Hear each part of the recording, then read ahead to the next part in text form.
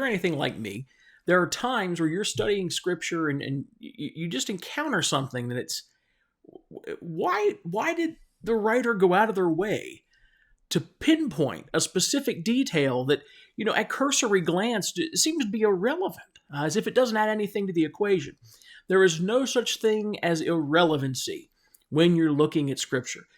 Some of these minute details have incredible significance if we're willing to dig a little bit deeper. Just like Shrek with the onion. Ogres have layers, onions have layers, Scripture has layers. And so we can delve in deep and really seek out that depth of information. And I was looking at the account of what commonly gets called the fall of man. When Adam and Eve are expelled from the garden, and Eve has the pain of pregnancy, and all the horrific ways that section of Scripture is taught, often taught incorrectly, but that's a discussion for another day. What I wanted to point out today was what really popped out of the page to me. It was specifically fig leaves. It wasn't just random leaves, because there is a Hebrew word for that. It wasn't other options that would have been available to them to cover themselves once they ate from the fruit of the tree of the knowledge of good and evil and realized their condition being naked, a condition which, by the way, existed from the very beginning. They were always naked. Their condition didn't change. But their first experience with shame was to cover themselves, but not just cover themselves specifically with fig leaves. And that really got me scratching my head. Why go out of your way in the biblical record to document that it was fig leaves and not just leaves?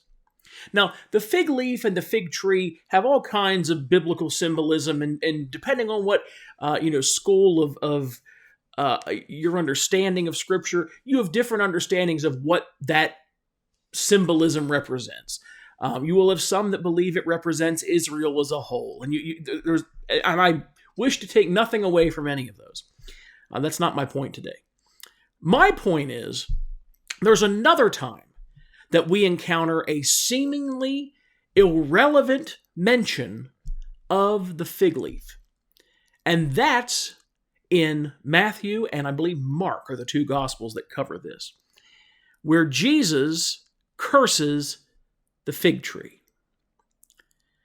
Now, it's often used as some grand analogy for judgment upon Israel and everything else, but what's unique is if you look at the passage, particularly in Mark, what comes after the cursing of the fig tree is a discussion about if you do anything in the name of Jesus and believe that you have it. If you ask anything in his name and you have that belief backing it up, it's done for you. You can move mountains, etc.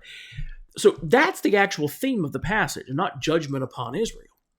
So why mention a fig leaf, or in this case, a fig tree specifically? Do you know that's the only miracle that Jesus performs that's destructive in nature? Every other miracle he does builds something up. The cursing of the fig tree is the only one that tears something down. What is it that Jesus is tearing down by that cursing of the fig tree? What's the symbolism behind what he's doing? Well, the first time we encounter the fig tree was in the garden, when man uses its leaves to hide its shame. See, the fig leaves covering them wasn't a good thing. That was man's response to shame. When the only real response to shame is an encounter with the one who removes shame and has removed it as far as the east is from the west. The sin condition that made us feel shame has been completely removed by Jesus Christ. And so, what does Jesus do? The mere sight of that fig tree brings to his divine remembrance when shame first entered the equation. And it makes him so sick, he performs his only destructive miracle. So I don't know about you, but it excites me that we now live in a post-shame world where whatever shame you feel is not indicative of your true identity, but is at most a memory of a condition that was self-imposed and which you are no longer under. You'll never see the fig tree the same way again.